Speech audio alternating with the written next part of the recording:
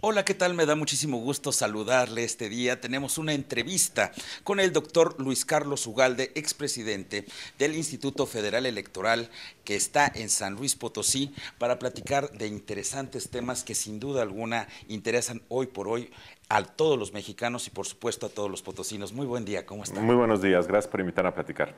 Bueno, pues en esta charla quisiéramos abordar precisamente una serie de cuestiones, una serie de temas que sin duda alguna siguen siendo muy interesantes y desde su óptica, con la experiencia y sobre todo con los estudios políticos que seguramente tiene, podemos observar hoy por hoy en esta transición que tiene nuestro país. Está en una circunstancia donde el Instituto Federal Electoral deja de serlo para dar pie a lo que es el Instituto Nacional Electoral. Un cambio que pues muchas ha tenido diferentes puntos de vista, ha tenido diferentes percepciones, pero la suya sin duda será muy importante. ¿Qué nos puede comentar sobre Bueno, esto? primero una reflexión sobre el cambio político en México para ver el bosque y luego vemos los árboles de ahora. Yo creo que si tú ves al país en los últimos 30 años, tenemos que felicitarnos de que México es hoy un país más plural, con una democracia con deficiencias, pero mayor que hace 20 o 25 años, y hoy hay más pluralismo en el país.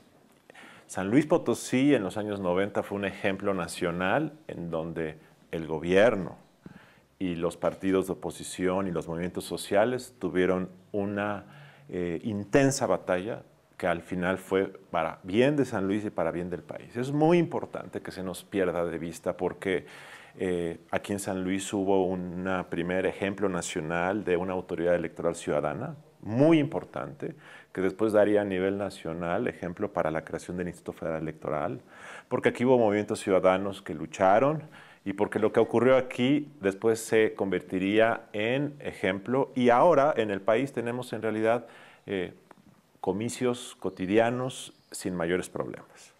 Esa es la primera reflexión muy importante. Dos, el problema de la democracia mexicana hoy es que el pluralismo coexiste con un problema de un frágil Estado de Derecho. Y si tú tienes mucho pluralismo, pero no tienes un sistema legal, constitucional, que se aplique de manera pareja por autoridades profesionales, ministerios públicos capacitados, jueces íntegros, entonces este pluralismo empieza a generar problemas. ¿Qué problemas? Problemas de clientelismo, problemas de corrupción, problemas de mal gobierno. Entonces, lo que hoy muchos mexicanos se preguntan es qué está pasando con la democracia mexicana que tanto aplaudimos, que tanto festejamos en el 2000 como si ya de la noche a la mañana México iba a ser un paraíso. ¿Acaso no Vicente Fox dijo que sacando al PRI de los Pinos iba a resolver todo? Y nos dimos cuenta de que es más profundo el problema de lo que el presidente Fox decía. Entonces esa es la reflexión y hoy muchos mexicanos están un poco insatisfechos, están desencantados porque ven corrupción en sus gobiernos, mucha corrupción. La corrupción se está saliendo de control en México porque vemos que ha habido alternancias en muchos lugares del país y los gobiernos que llegan son iguales o a veces peores que los que sustituyen. Ahora bien, pasando a tu pregunta. Acaba de haber una reforma electoral que aquí, por cierto, en San Luis Potosí se estuvo discutiendo a nivel constitucional hace unos días y ahora tendrá que haber reformas secundarias. A mí me parece que esta reforma electoral no ataca los problemas de fondo de la democracia mexicana, no constituye, desde mi punto de vista, un paso hacia adelante. Es una confusión incluso en los objetivos que persigue. Yo la verdad es que he estado leyendo lo que dicen sus promotores y no entiendo qué quieren. Algunos dicen que es para quitarles poder a los gobernadores, otros dicen que es para hacer la democracia más barata. Por cierto, el costo de financiamiento de los partidos políticos estatales en México aumenta a 1.550 millones de pesos, 51%. Entonces, no queda claro cuáles son los objetivos. A mí no me gusta, y yo creo que a muchos potosinos tampoco les gusta esta idea de centralizar para resolver problemas. Como si en el Distrito Federal 11 notables en el INE, que por cierto, creo que son gente muy competente, pudieran resolver los problemas por los potosinos o por los duranguenses o por los neoloneses. Entonces a mí no me gusta el modelo, a mí me parece que no resuelve problemas y por lo tanto creo que tiene riesgos esta reforma electoral. Ojalá aquí en San Luis Potosí el Congreso local reforme con cuidado, porque muchas de las cosas que los errores o las omisiones o incluso las contradicciones que hay en la reforma a nivel federal pueden aminorarse si se hace una buena legislación local sin prisas, porque ahora se está condicionando una vez más que los congresos locales tienen que apurarse para que haya una discusión de la reforma energética. Eso me parece un error, incluso me parece una irresponsabilidad. Es muy interesante, sobre todo la visión que hay a nivel local sobre este tema, porque ya tuvimos un debate en el Congreso del Estado donde, bueno, pues no se ajustó precisamente a esa armonía que se está proponiendo a nivel constitucional con lo que está pasando en los estados de la República. ¿Qué puede pasar? ¿Cuál sería el riesgo que podría tener la democracia de no ser esto? Porque se habla también inclusive de una judicialización incluso de los mismos procesos. Bueno, primero tiene que haber una armonía legal entre el ordenamiento de San Luis Potosí y el federal. Y dos, tiene que haber siempre, y esto es muy importante, la transición a la democracia en México ha sido una transición de expansión de derechos políticos, no de restricción de ellos. Y esto tiene que estar siempre en la mente del legislador. ¿Cómo expando los derechos políticos a votar, a ser votado, a la libertad, a la información? De hecho, uno de los problemas de la reforma anterior, la de 2007, es justamente su carácter restrictivo, querer restringir el derecho de acceso a la información, el derecho de los candidatos a expresar sus puntos de vista. Me parece un error. Y en el caso de San Luis Potosí, tienen que legislar pensando cómo expandir derechos políticos. Esa es la lucha política y cómo armonizar el margen de los derechos políticos locales con el nivel federal. Ese es el criterio fundamental. Y creo que ahorita que están haciendo la legislación electoral es la oportunidad para que todas estas contradicciones que pueden existir aquí, como en cualquier entidad, se corrijan. El INE es la respuesta, licenciado. El INE es una invención burocrática que, por cierto, propuso particularmente el Partido Acción Nacional en la Ciudad de México. Y cuando digo el Partido Acción Nacional en la Ciudad de México, lo quiero enfatizar, porque no es el Partido Acción Nacional en todo el país. Yo he platicado con panistas en muchos lugares de México y no están de acuerdo o no compran la idea.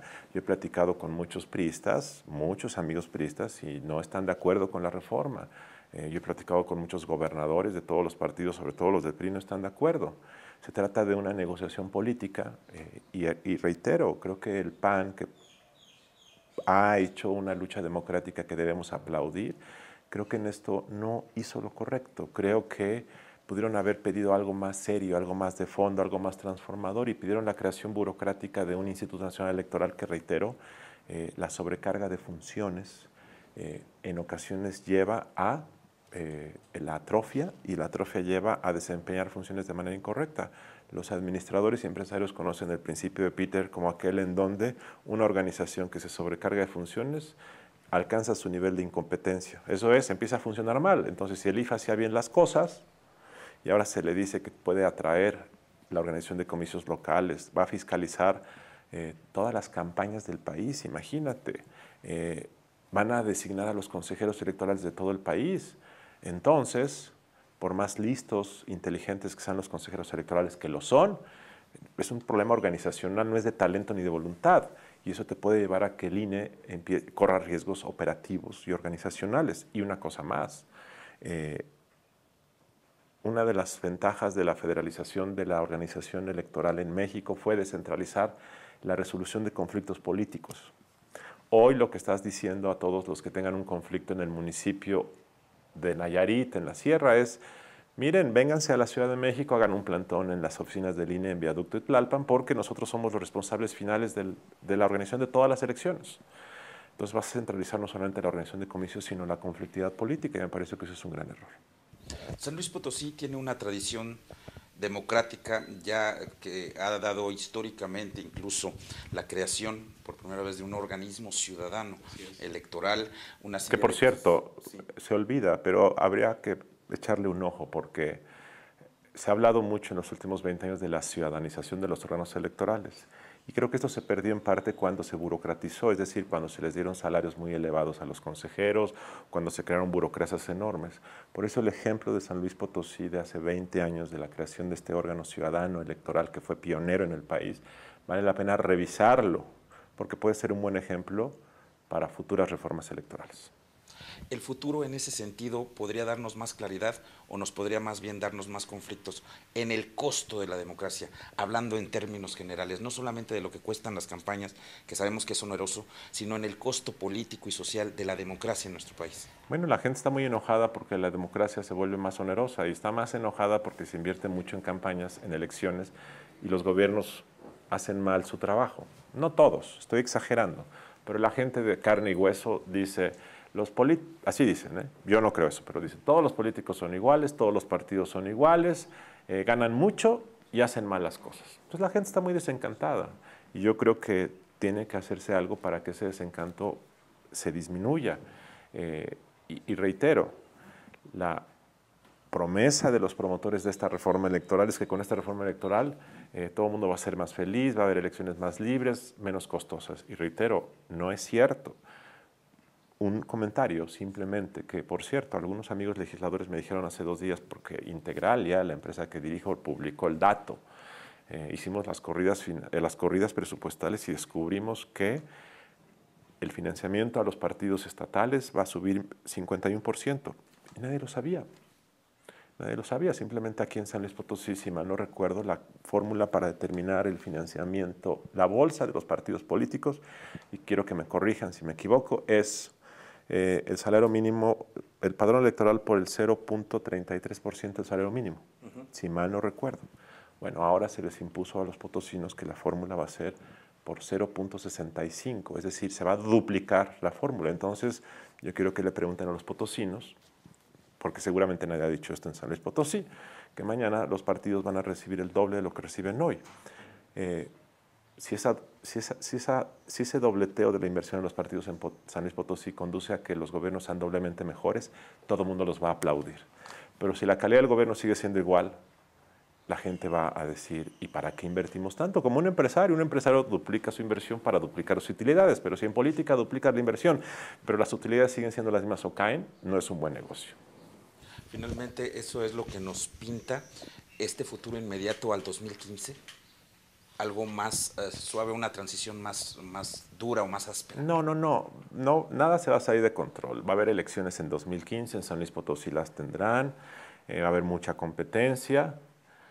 El INE, con todas estas dificultades, va a organizar bien los comicios.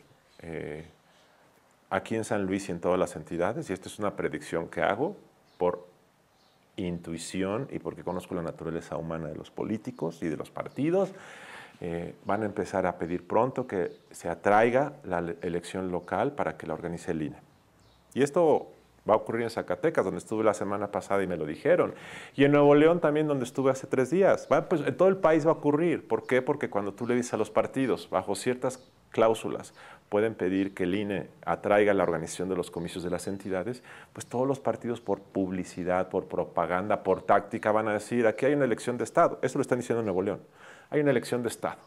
Y por lo tanto no hay condiciones para que la elección sea libre, por lo tanto exijo que el INE la traiga. El problema es que no va a haber medios de prueba, porque si existe o no esa interferencia nunca es visible, y entonces se va a armar un litigio preelectoral. Y ese litigio preelectoral lo que te va a generar es que aún antes de empezar el proceso electoral ya va a haber descalificaciones del órgano electoral local, del INE, si atrae o no atrae lo van a descalificar. Y luego cuando acabe la elección, como se introdujeron nuevas causales de nulidad, que a mí me parece que están mal definidas, entonces también después de los comicios se va a pedir anular elecciones en todo el país. Entonces yo creo que va a haber comicios, va a haber elecciones, va a haber estabilidad en el país, pero con mucha estridencia política. Muchísimas gracias, doctor Luis Carlos Ugalde, por esta entrevista. Pero reitero, San Luis Potosí, su Congreso local tiene tiempo para poder hacer una buena reforma político-electoral y todos estos problemas federales, poder corregirlos, poder aminorarlos, que no cunda la prisa y que lo hagan bien para bien de la democracia de San Luis Potosí. Con esa reflexión nos quedamos. Muchísimas gracias, doctor Luis Carlos Ugalde, por esta entrevista. Encantado. Buen día, buenas tardes.